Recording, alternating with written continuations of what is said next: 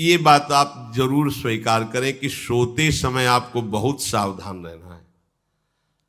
और प्रायः गलती सोते समय करते हैं उपासक की, कोई प्रपंच की बात याद करते हुए या मोबाइल देखते हुए या कोई गंदी चेष्टाओं का आपकी रात बेकार चली जाएगी। अगर गंदी चेष्टा हो गई तो सुबह भी बेकार हो जाएगी, दिन भी बेकार हो जाएगा, निरुत्साहित हो जाओगे। सोते समय आपको समय नहीं देना व्यर्थ चिंतन का। उसी समय विषय चिंतन होता है, उसी समय विषय भोग की आकांक्षा जागृत होती, उसी समय विषय देखने की इच्छा होती। मोबाइल है तो जिस समय आप अपनी शैया पर जाएं स्विच ऑफ कर दें। उसमें मैसेज घंटी आने का कोई भी रास्ता मत रखें। मान लीजिए आप उपासक हैं भगवत प्राप्ति के, 30-35 वर्ष ये नहीं था तो सब मर नहीं गए थे। और बोले इमरजेंसी, जब इसकी 30-35 वर्ष से पहले इसकी कोई रचना नहीं थी, मुझे लगता है, क्योंकि 30-35 वर्ष में ही इसका विस्तार देखा है। नहीं तो कभी किसी के पास मोबाइल नहीं। कोई बड़े अधिकारी तो इतना बड़ा वो, इतना बड़ा वाला वो ऐसे रखते थे। नहीं तो मोबाइल तो हमें लगता है 30-35 वर्ष। तो फिर इमरजेंसी कैसे चलती थी? कैसे चलती थी इमरजेंसी? और आप ब्रह्मा हो क्या कि इमरजेंसी संभाल लोगे? स्विच ऑफ करो। जो सब इमरजेंसी संभालने के लिए तैयार रात दिन न सोता है, वो हर समय जागृत रहता है, वो हमारा आराध्य देव है। स्विच ऑफ करो, चिंतन लगाओ श्री जी का। ये जो रात्रि के शयन के समय मोबाइल में इधर उधर दृश्य देखने हैं, अपने सर्वनाश का बीज बोना है। मान लो, हमारी प्रार्थना मान लो, ये उस समय मन आपको परेशान करेगा जब कमरे की सिटकिनी अंदर से बंद होगी। सबसे प्रार्थना है रात्रि के शयन के समय। तो बोले फिर ठीक है 10 बजे तक देख लेंगे मोबाइल, इसके बाद शयन के समय भजन कर लेंगे। होगा ही नहीं। क्या तुम देखना चाहते हो? प्रिया प्रीतम के सिवा और कुछ क्या देखना चाहते हो? वो तो सुभग सुंदरी सहज सिंगार, सहज शोभा सर्वांग प्रति सहज रूप वृषभानुनंदिनी। हमारी स्वामिनी जी की सुंदरता छुपाने के लिए आभूषण पहनाए जाते हैं, औरों को तो आभूषण सुंदरता बढ़ाने के लिए। यहां छवि के छिपाए बे को ऐसे के दास होके क्या देखोगे मोबाइल में? क्या देखना चाहते हो? वासना की क्रीड़ा, और तुम उस क्रीड़ा को देखना चाहते हो? परमार्थ के पथिक हो। देखना है तो प्रभु को देखने की वृत्ति रखो, अन्यथा मूंद लो आंखें। प्यारे, महान फल प्राप्त करोगे। सबसे प्रार्थना है एकांत में मोबाइल रूपी दुश्मन से बचो। क्योंकि जब आप गंदी बात कहीं देखोगे तो आपके अंदर वैसे ही चिंतन बनेगा, वो ऐसे ही लगेगा मैं भी ऐसा करूं, मैं भी ऐसा भोगूं, मैं भी ऐसा देखूं। मान लीजिए आप, जब हमारे शास्त्र कहते हैं कि पशु पक्षियों के मैथुन को भी नहीं देखना है, अगर ऐसा एक बार दृष्टि पड़े तो मानसिक प्रणाम करके दोबारा दृष्टि ना देना। और आप मोबाइल में ऐसी चेष्टाएं देखोगे, कैसे आप भगवत भजन करोगे? कैसे भगवत प्राप्ति का उद्देश्य रख पाओगे? ये कलयुग की बहुत महीन चाल है कि उसके बिना काम नहीं चलेगा और हम तुम्हें काम से युक्त कर देंगे। इसके बिना काम चलेगा नहीं, तुमको रखना पड़ेगा। और जब तुम इसे रखोगे तो हम काम अपना कर लेंगे। कलयुग ने कहा हम अपनी व्यवस्था बना लेंगे। यहां कह रहे जब आप नींद में जा रहे हैं तो बिल्कुल मानो मृत्यु शैया पे जा रहे हैं। आपको उस समय नाम जप में बहुत ध्यान देना है, कहीं मन बहक ना जाए। तो क्या होगा, 5-6 घंटे जो आप लेटोगे ना, वो भी भजन हो जाएगा। हमारा जो सततम योमाम स्मरति नित्यशा है ना, ये पूरा हो जाएगा। नहीं, उस समय हम सो जाएंगे तो हमारा 6 घंटे का वियोग हो गया, 6 घंटे भजन रुक जाएगा। और ये 100% पक्की बात अनुभव की कहते हैं। यदि सोते हुए भजन करोगे तो जगते, कई बार तो पकड़ा है कि अगर आधे पद में बेशुद्ध हो गए तो वो पद पूरा जगते ही शुरू हो गया है। मतलब बीच में स्थिति भागवती की रही। जैसे बेहोश करते समय हमने कहा था जब ऑपरेशन के हमें बता देना, तो उनका बाबा अब इंजेक्शन लगाने वाले हैं तो वो 1 मिनट हमें केवल दीजिए, अपनी चित्तवृत्ति। तो जब होश आया तो वही पहले चिंतन चल रहा था, वही चिंतन। जैसे सोने के समय बेहोश हुए तो जगने के समय वही चिंतन, ऐसे ही इंजेक्शन से जब बेहोश हुए और जब होश आया तो वही चिंतन चल। बहुत बड़ा चमत्कार अभ्यास का है।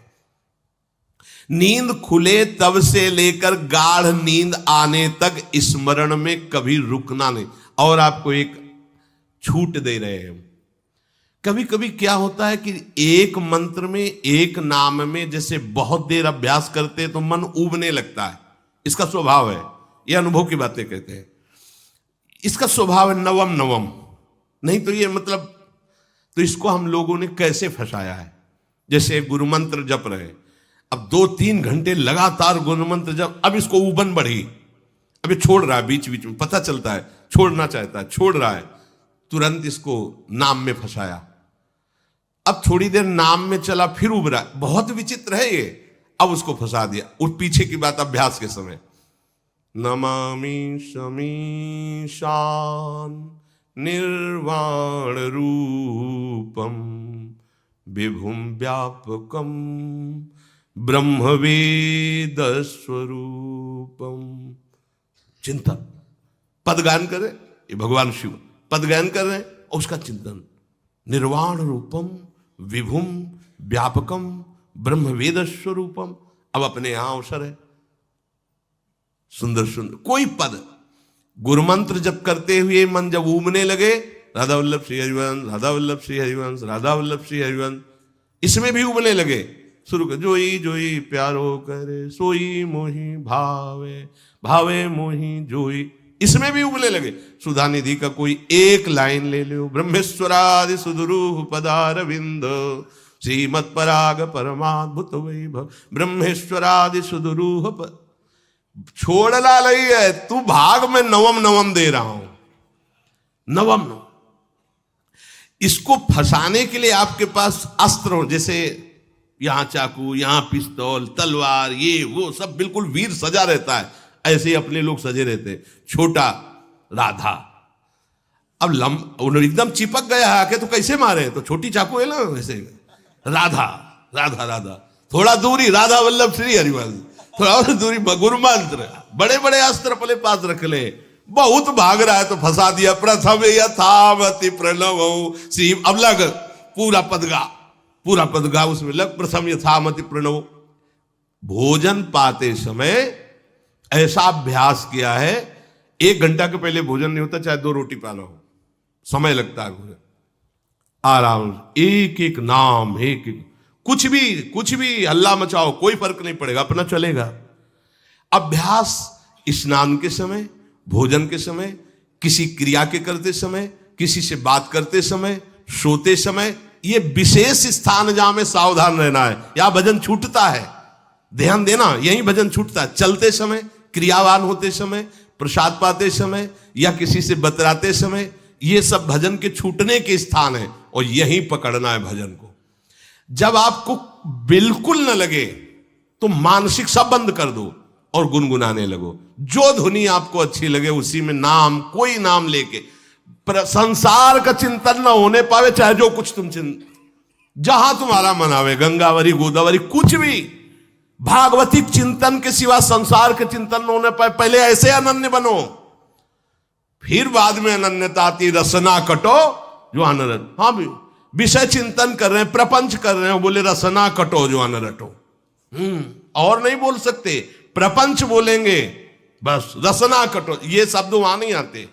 पहले हम आपको छूट देते, भक्त चरित्र, भगवान की चरित्र, नाम, कीर्तन, मंत्र, जो भी चाहो, संसार का चिंतन मत होने देना, पहले ये पकड़ो, फिर आगे चल करके जब पवित्र हृदय होगा तब ये निष्ठा आती, रसना कटो जो अन रटो, निरखियन फुटो नयन। मान लो संसार का चिंतन नहीं करने देना है इसको, आप जैसे बने वैसे करो भागवतिक चिंतन, कोई नाम ले लो, कोई मंत्र ले लो, तुम्हें जो प्रिय लगे। हम छूट देते हैं, ये हम नहीं करें कि रसना कटो जो अन रटो, ये बाद की बात है। हमें पहले इसका संसार चिंतन रोकना है। कैसे छूटेगा, कैसे छूटेगा, हमें यह पकड़ना है। नहीं तो निष्ठा की बात, जो हरि नाम जगत त्रिशिरोमणि वंश बिना कब हूं, हरिवंश बोलेंगे नहीं, हरि बोलना नहीं है, हरि बोलना नहीं, क्योंकि जो हरिनाम जगत त्रिशिरोमणि वंश बिना, और हरिवंश बोलना नहीं है क्योंकि प्रपंच में रति। तो क्या करो, जो तुम्हें प्रिय लगे पहले उसे पकड़ो, ये हम अंदर की बात करें, प्रवचन की बात नहीं कह रहे। मन को फंसाना है हमें। राम कृष्ण हरि जहां लगे इसको लगा, पहले इसको फंसाओ, संसार का चिंतन न होने दे। गीता भागवत भक्त चरित्र कुछ भी कहीं भी इसे फंसाओ, पहले संसार का चिंतन न होने दो, फिर लाओ इसको घुमा के निकुंज वाटिका में। फिर तो भागेगा ही नहीं, फिर नहीं भागेगा। अब सीधे निकुंज वाटिका में किसी महाभाग्यशाली गुरु आश्रित का लगेगा, अन्यथा बहुत प्रपंची मन है। आप आश्रय इधर का लोगे, प्रपंच का चिंतन करोगे, बात बनेगी नहीं। चिंतन छोड़ना है हमें, जैसे बने तैसे संसार का चिंतन छूट जाए तो हम विजय को प्राप्त होंगे। ध्यान दीजिए, इस परमात्म तत्व को वही प्राप्त कर पाता है जिसका राग बीत गया है, खत्म हो गया है, वैराग्यवान। ज्यादा परिश्रम नहीं है वैराग्य में, विवेक नहीं होने के कारण हम वैराग्य नहीं धारण कर पाते। हम बाहरी बातों को वैराग्य ले लेते हैं, ऐसा कपड़ा बदल लेना या कपड़ा ना पहनना या लौकी का कमंडल, मिट्टी का पात्र, तो हम अपने को वैरागी। बात यहां नहीं रुकेगी। वैराग्य का इतना ही मतलब नहीं, ये भी एक बाह्य अंग है वैराग्य का, पर वैराग्य का सच्चा स्वरूप है वीतरागा। कहीं कुछ भी अच्छा नहीं लग रहा, कोई भी सुख आकर्षित नहीं कर रहा, लोक लोकांतर की प्रतिष्ठा, मान, सुख, ऐश्वर्य, व्यक्ति कुछ अच्छा नहीं, राग खत्म हो गया। ऐसा उस अक्षर ब्रह्म को, अविनाशी तत्व को जान पाता है। जगते भयो फिरे बैरागी। जैसी हरिवंश प्रपंच बंच सब ये काल ब्याल को खायो। हालत यह है कि जैसे सांप ने मेढक को पकड़ रखा और मेढक सामने पतिंगा को, कीड़े को पकड़ना चाहता है। उसे यह पता नहीं कि मैं खुद किसी का कवल बन चुका हूं, वो एक झटके में मुझे अपने पेट में ले जाएगा। ऐसे ही हम सब हैं, काल के द्वारा ग्रसित है। काल ने हमें पकड़ रखा है, पर हम भोग भोगना चाहते हैं। हम नाना प्रकार की मान प्रतिष्ठा पाना चाहिए, ये पता नहीं एक झटके में हमारा अस्तित्व ही खत्म हो जाएगा।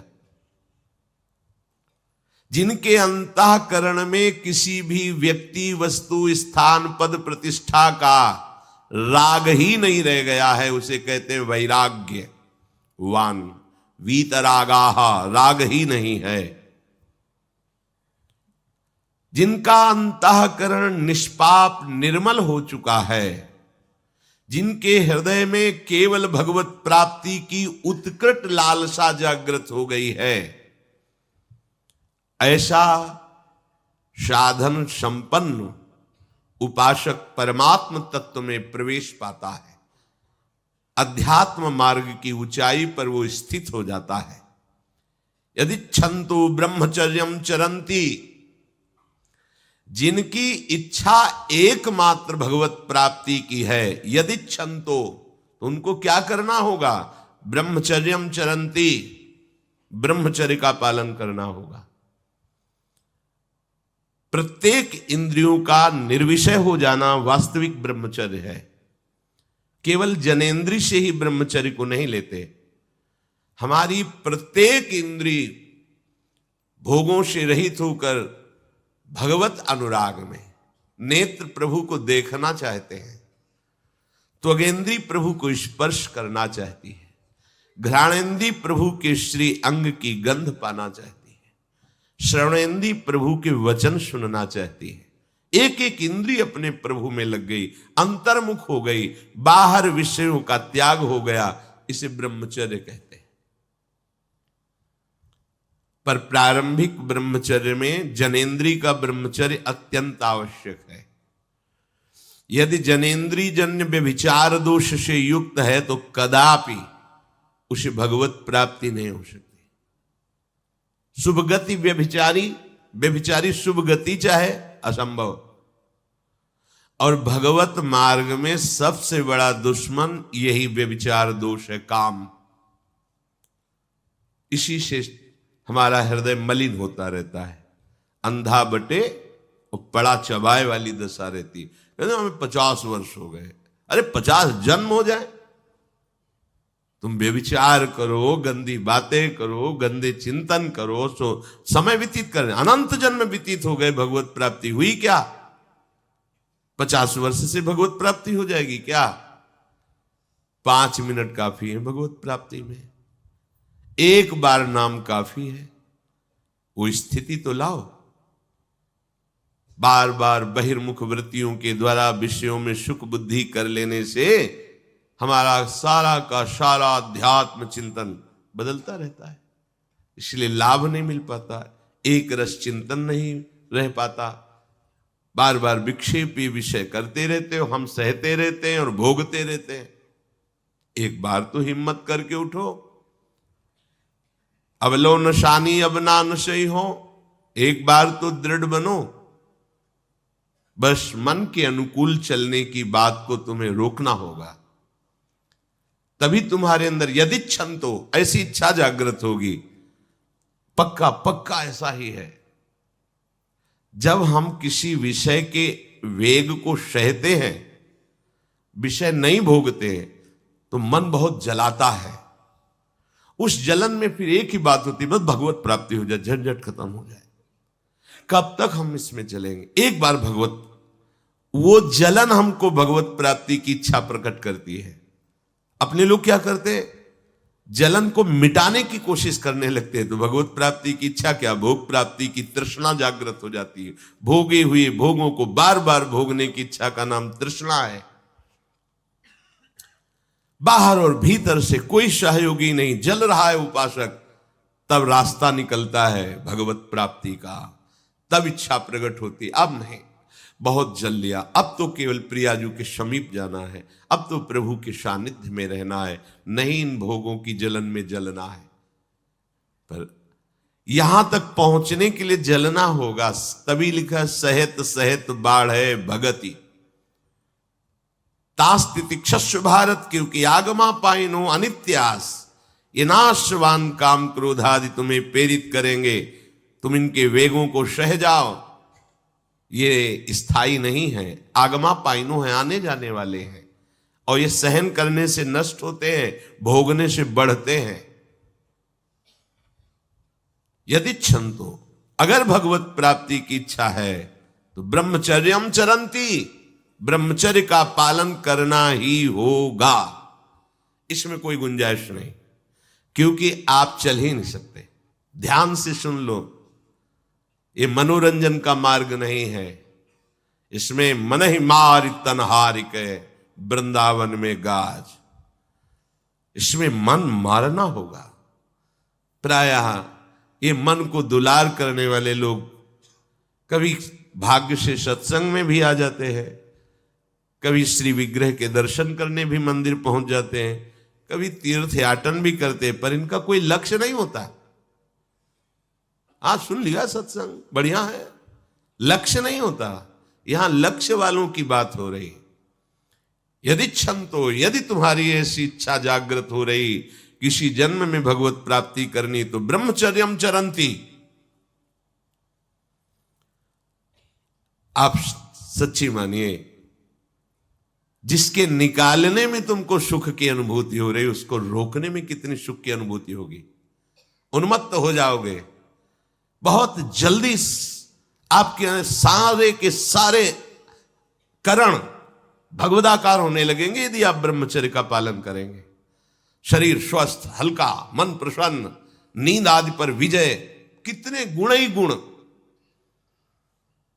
और ब्रह्मचर्यहीन आलस्य, प्रमाद, भोगों का चिंतन, मन का डिप्रेशन में पहुंचना, कमर में दर्द, टांगों में दर्द, सर में दर्द, घबराहट होना, बिना किसी कारण के मन भयभीत हो रहा है, भोजन अपच हो रहा है, बिना किसी प्रक्रिया के वीर नाश हो रहा है, बिना किसी प्रक्रिया के।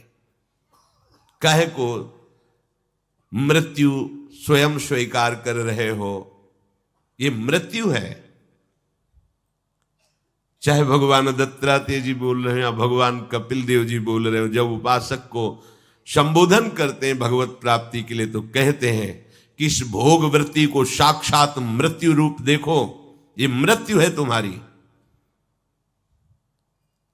जब शरीर राग त्यागना है तो तुम शरीर से भोग भोगोगे तो आसक्ति शरीर की पुष्ट होगी, आसक्ति भोग सुख की पुष्ट होगी, है नहीं। कितने दिन शरीर रहेगा, कितने दिन भोग रहेंगे। विचारवान बनो, ब्रह्मचर्यम चरंती, ब्रह्मचर्य का पालन करो। उपासक जो ब्रह्मचारी होता है उसका खिला हुआ चेहरा रहता है, जैसे कमल खिला हुआ, बिना किसी कारण के उसकी मुख मुद्रा में प्रसन्नता होती है। जो ब्रह्मचर्यहीन होता है बुझा हुआ चेहरा होता है, तेजहीन, बिना किसी कारण के वो शोकग्रस्त लगता है। बैठा है, आपको लग रहा है शांत है, लेकिन आप चेहरे को देखो, वो एक शोकग्रस्त है, कुम्हलाया हुआ चेहरा, अशांत चेहरा। मुख प्रसन्न, तन तेज विराजा, यह है ब्रह्मचर्यम चरंती, भगवत आराधन संपन्न उपासक का। जैसे आग में पैर रखते हुए कोई चले तो कैसे चलेगा, ऐसे ही ब्रह्मचारी की पहचान है। इतनी स्फूर्ति उसके अंदर होती, जैसे आग में चलने वाला पूरा पैर नहीं रख पाएगा, अगला कदम रख देगा क्योंकि ताप लग रहा है, ऐसे उसकी स्फूर्ति होती पैरों में। उसकी आंखें एकाग्र रहती है, चंचलता इधर उधर या बार बार झपकना, यह विषयी पुरुष का लक्षण है। बार बार पलक झपकना, यह विषयी पुरुष का लक्षण। इधर उधर ताक झांक, चंचलता, ऐसा बैठे तिनका तोड़ रहा है, पैर हिला, यह सब विषयी पुरुष के लक्षण है। यह तो बिल्कुल साधारण स्पष्ट दिखाई देता है आदमी विषयी है या ब्रह्मचारी, एक सेकंड में लक्षण होते हैं। आपको जब भगवत मार्ग का अवसर मिला है तो गृहस्थ हो, संतान हो गई, ब्रह्मचर्य से रहो। नहीं चाहिए संतान तो भ्रूण हत्या, गर्भ हत्या जैसे महापाप करने की क्या जरूरत है। उसी वीर से संतान उत्पन्न होती है जिसको आप नष्ट कर रहे हो, जिसको आप ऐसे पानी में बहा रहे हो, व्यर्थ फेंक रहे हो, तो उसको भ्रूण हत्या का पाप लग रहा है, तो तुमको पुण्य लग रहा है, वीरपात कर रहे हो तुम्हें भी वही हत्या लग रही है, क्योंकि उसमें वही जीवात्मा है जो मां के गर्भ में जाके बालक रूप धारण कर लेती है, उसको तुम नष्ट कर रहे हो। पर बुद्धि भ्रष्ट हो गई है, समझ में नहीं आता, व्यर्थ में वीरपात करते हो, व्यर्थ में। तुम्हारा भजन बनेगा, तुम अध्यात्म के योगी बनोगे, मजाक है अध्यात्म का मार्ग। होश में हो जाओ, ये मन के दुलार को बंद करो। जब तक इच्छा ही नहीं भगवत प्राप्ति की, तो फिर तुम कैसे भगवत प्राप्ति कर पाओगे। भगवत प्राप्ति की इच्छा कैसे होगी जब तुम्हारी इस तरह से निंदनीय वृत्तियां हैं।